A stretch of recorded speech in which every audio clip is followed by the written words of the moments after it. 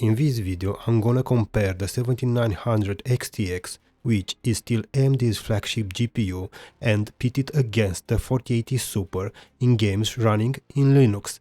At the time of the recording I was not able to get my hands on a 5080 as all were sold out, so until I do I will be using the 4080 Super, which delivered a few surprising results, so stay tuned.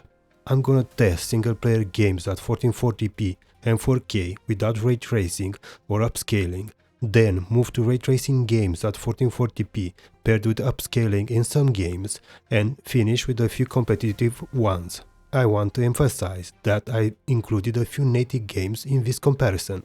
Another thing to point out is that when picking the games used in the comparison, I didn't consider which GPU vendor is featured an in-game splash screen. As some of you pointed out in some of my previous videos, the videos recorded to my capture card are a bit choppy, so don't guide yourself by the video and focus mostly on the frame time graph. I'm still investigating what may cause this issue. Now, something that I'm guilty of. I'm missing a recording for the 4K Alan Wake 2 run on the 7900 XTX, as I stopped the recording while doing the GPU warm-up and forgot to press record for the bench run. My bad here. When it comes to the Linux used, I've used OpenSUSE Tumbleweed with kernel version 6.13 and Proton GE in most games. For some games though, I had to resort to Proton Experimental, as those were not working properly with Proton GE.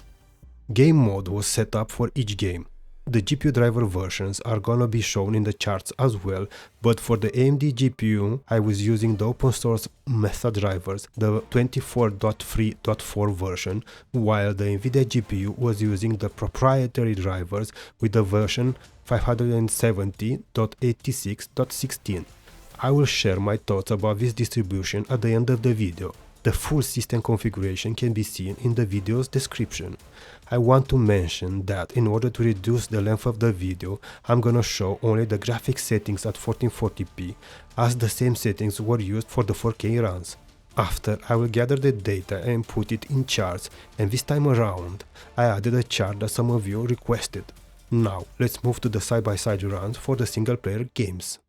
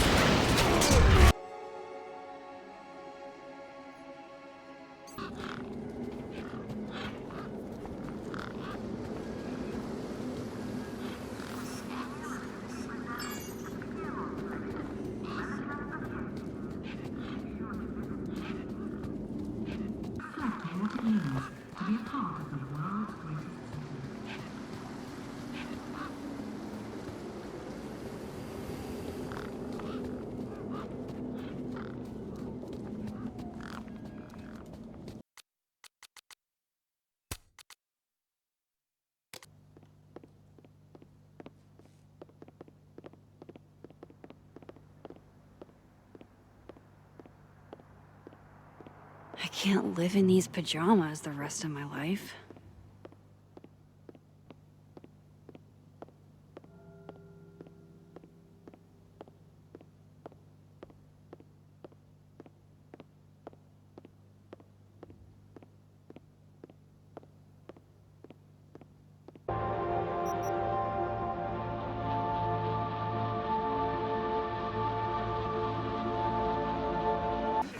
died. What?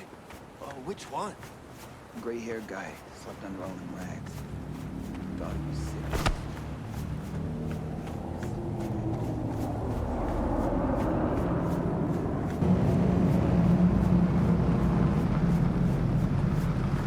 Hey, ten cuidado.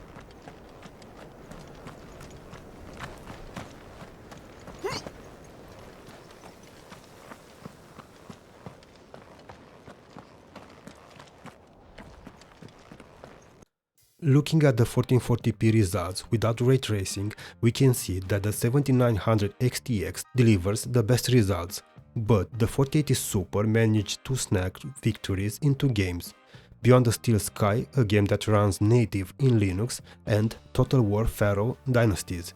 To be honest, this came as a surprise to me, as AMD usually performs way better without ray tracing. Another game where the 4080 Super was close is Age of Mythology Retold, where the performance difference is so small that it can be attributed to margin of error. In all other games, the 7900 XTX delivered way better results, as most of you expected. This can be clearly seen in the overall results, where the AMD card is the clear winner. Looking at the average of the 1% low value across the games tested so far, we can see that the AMD GPU is smoother, and these results are probably the most important ones. Now, when increasing the resolution to 4K, the 4080 Super leads yet again in Beyond the Steel Sky, but this time around with a minor performance advantage and in Total War Pharaoh, while in the other games the Nvidia GPU trails the AMD one. This is reflected as well in the overall results. The smoother gaming experience is reflected again by looking at the average for the 1% low values, where the AMD card felt smoother in more games than the Nvidia counterpart. When it comes to ray tracing games, as previously mentioned, in a few demanding ones I used upscaling set to quality, while in most I ran native. Make sure to check the settings if curious. Also, DLSS multi-frame generation is available in Cyberpunk 2077 or Alan Wake 2, but I didn't test with frame generation in any game. I want to say that in Cyberpunk, when using the new DLSS, the transformer model, I saw minor visual glitches, as it can be seen on the screen right now, but the image quality is better than FSR set to quality at 1440p.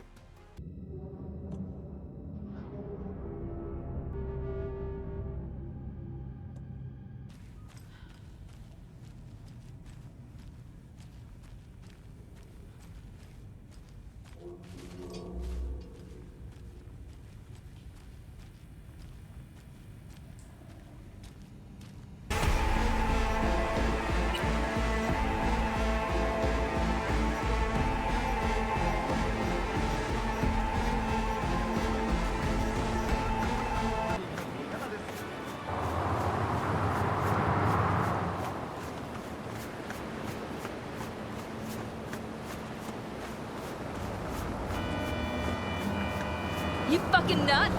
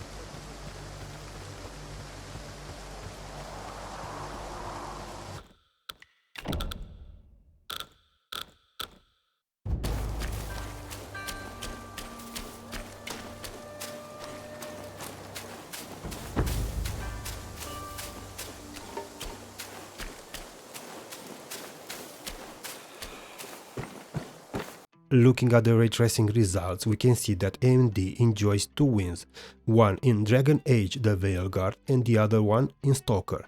When it comes to the latter, this game uses ray tracing Lumen, so it's more like software-based ray tracing. In all other games tested, the Nvidia GPU is ahead. Keep in mind that path tracing was used in Alan Wake 2 and Black Myth Wukong. Both games are built around Nvidia's ray tracing hardware. With that said, when using ray tracing, there is no doubt that the 7000 series from AMD is no match for the 4000 series from Nvidia, and this can be clearly seen in this chart, where the Nvidia card has the clear advantage when ray tracing is in the mix, including in Linux. While the 4080 Super is clearly ahead in ray tracing, Alan Wake 2 was not fluid, at least on my machine, and I've encountered some microstutters. So ray tracing is not in the best shape in Linux right now, regardless of GPU vendor. Moving on to competitive games. From the ones tested, the only game that runs native is Counter-Strike 2, all others need a translation layer to run.